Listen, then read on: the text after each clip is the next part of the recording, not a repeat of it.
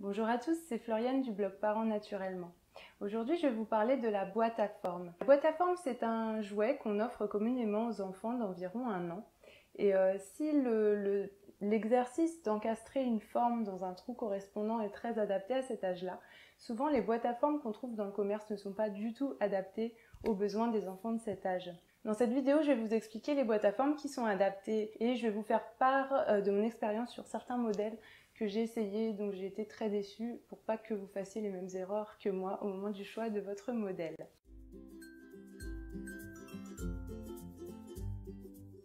Le problème des boîtes à forme que l'on trouve généralement dans le commerce, c'est qu'elles ont trop de fonctionnalités. Pour un enfant d'1 an, mettre une forme dans un trou correspondant, c'est déjà une tâche très complexe. S'il y a trop de formes, s'il y a trop de fioritures, s'il y a trop de fonctionnalités sur le jeu, si c'est multifonction, s'il y a du son, de la lumière, comme on peut le voir des fois, l'enfant il est perdu, il ne peut pas se concentrer, il ne peut pas réussir à atteindre l'objectif de mettre la forme dans le trou. Il ne peut pas y arriver parce que c'est trop complexe et il a besoin d'une tâche simple et unique pour se concentrer. Donc, je vais vous montrer un exemple de boîte non adaptée justement. Donc celle-ci par exemple. Vous voyez, vous avez 9 formes. 9 formes, c'est énorme. Pour un enfant d'1 an, déjà mettre une forme dans un trou, c'est un exercice compliqué. S'il y a 2 formes, 2 trous avec des formes différentes et qu'il faut déjà trouver la bonne, c'est-à-dire discriminer, c'est déjà encore plus compliqué et la plupart n'y arriveront pas. Mais alors 9 formes, là c'est juste pas possible, il ne peut pas y arriver, c'est impossible. Donc là on voit déjà qu'à ce niveau-là ce n'est pas adapté. En plus, l'enfant ne peut pas du tout être autonome avec une boîte comme ça puisqu'il faut ouvrir avec une fermeture pour avoir accès aux formes. Et un enfant d'1 an, il ne peut pas ouvrir une fermeture comme ça, c'est certain. Donc déjà là, il a besoin de l'adulte pour l'aider.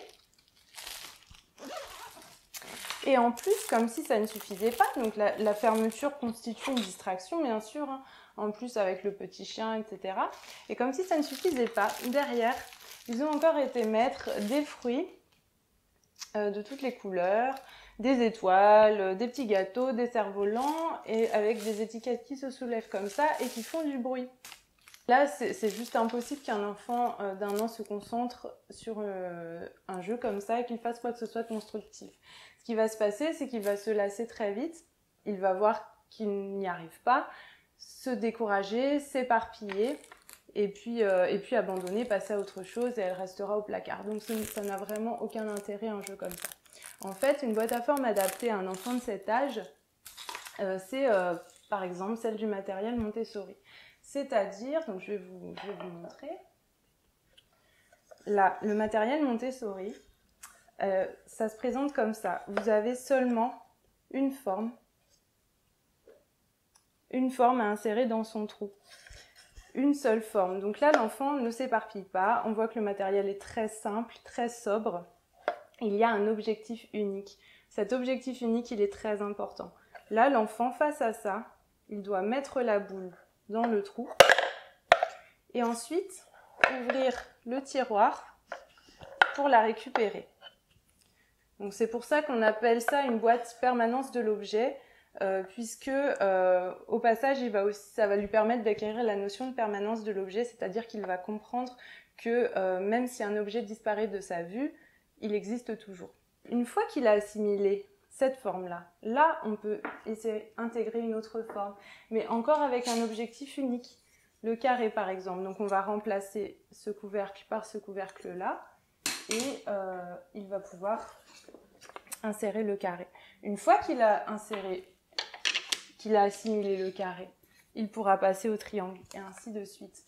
Et une fois qu'il aura intégré toutes ces formes séparément, là il pourra essayer de les intégrer toutes 3 à la fois ou 4 à la fois. Donc là, la difficulté elle augmente graduellement et ça fait toute la différence et surtout à chaque fois l'objectif est unique, donc il ne s'éparpille pas, il se concentre. Maintenant, je voudrais vous parler des modèles de boîte à forme permanence de l'objet en matériel Montessori que j'ai essayé, que je n'ai pas aimé pour que vous ne fassiez pas les mêmes erreurs que moi. Donc la première que j'ai eue, c'est celle-ci. Elle vient d'Oxybul. Celle-ci. Et alors, je ne vous la conseille pas du tout. Pourquoi? Eh bien tout simplement parce que le couvercle se retire beaucoup trop facilement. Il se retire comme ça. Donc c'est-à-dire que mon fils, qu'est-ce qu'il faisait forcément? Eh bien, donc il explore le matériel, c'est normal, donc il touche partout. Il soulevait le couvercle et ensuite il n'arrivait plus à le remettre comme il était. Donc ça l'énervait, il m'appelait. Et l'objectif d'un matériel Montessori, c'est quand même que l'enfant soit complètement autonome et qu'il puisse répéter le geste encore et encore sans faire appel à l'adulte.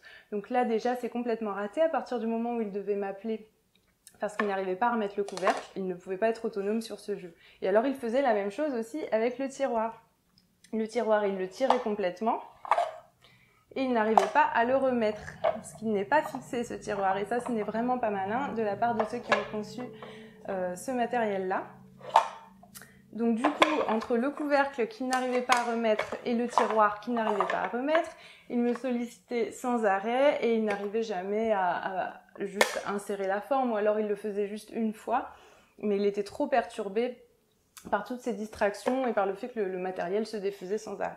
Donc ça vraiment, ça coûte une trentaine d'euros, ne l'achetez pas, c'est vraiment gâcher son argent, c'est dommage, mais ce n'est pas un matériel Montessori conforme en fait. Un matériel conforme permet à l'enfant d'être autonome avec son matériel et est adapté à son niveau de développement.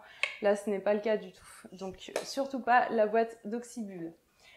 Ensuite, j'ai eu la boîte de chez Nature et Découverte.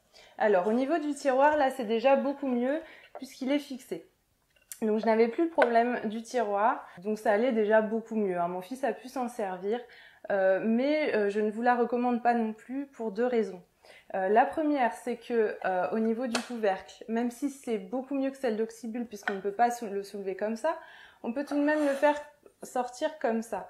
Et donc mon fils avait tendance à tirer dessus et pareil, ensuite il n'arrivait plus à le remettre, il s'énervait, il m'appelait.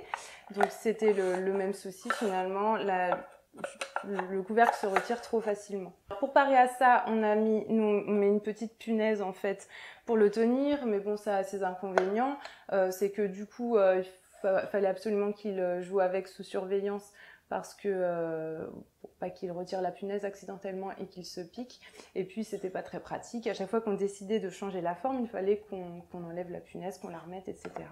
Donc c'est vraiment pas idéal. La deuxième chose, et là ça ne va pas du tout, ça concerne ce cadre-là, ce couvercle-là. En fait, il est arrivé plusieurs fois que mon fils parvienne à insérer le triangle dans le trou destiné à la boule. Donc bon, je sais pas trop comment il a fait ça, ça doit être une orientation bien précise, mais ça ne va pas du tout puisque une des caractéristiques essentielles d'un matériel Montessori, c'est que l'enfant puisse corriger ses erreurs de manière autonome. C'est qu'il y ait ce contrôle de l'erreur. C'est ce qui lui permet d'être autonome et de recommencer, de s'améliorer, d'apprendre de ses erreurs. À partir du moment où il peut faire une erreur sans s'en rendre compte, ce n'est pas un matériel conforme Montessori. Donc là, quand je l'ai vu plusieurs fois mettre le triangle dans le trou de la boule, j'étais un peu dégoûtée et je me suis dit mais c'est pas possible. Donc un matériel comme ça n'est pas conforme et pour ces raisons-là, je ne vous recommande pas non plus la boîte de chez Nature et Découverte qui vaut aussi une trentaine d'euros quand même, même si elle est quand même mieux que celle de chez Oxybul. Ce que je vous recommanderais en fait, c'est de vous renseigner. Donc je ne dis pas que je recommande ce matériel-là parce que je ne l'ai pas testé moi-même, mais il y a une boîte chez Absorbent Mind et j'avais vu des avis très positifs dessus. Et elle est d'ailleurs conseillée dans un de mes livres d'activité Montessori, 100 activités Montessori pour mon bébé. Je vais vous mettre le lien en dessous parce que je ne me souviens plus exactement du titre ni de l'auteur, mais il recommandait cette boîte-là de chez Absorbent Mind. Absorbent Mind, je crois que c'est un site anglais. Donc voilà, renseignez-vous. Il me semble qu'ils ont en plus une facette avec les quatre formes à la fois, donc ce qui est aussi intéressant. Le tiroir a l'air correct et le couvercle a l'air mieux fait, de sorte que l'enfant ne l'enlève pas tout seul. Voilà pour cette vidéo, j'espère qu'elle vous aura plu, qu'elle vous aura apporté des conseils utiles pour choisir une boîte à forme de qualité pour votre enfant. Si elle vous a plu, n'hésitez pas à vous abonner, ça m'encouragera à continuer à faire d'autres vidéos. Et en plus comme ça, vous serez au courant dès qu'il y en aura une nouvelle qui sortira. Voilà, au revoir et à la prochaine vidéo.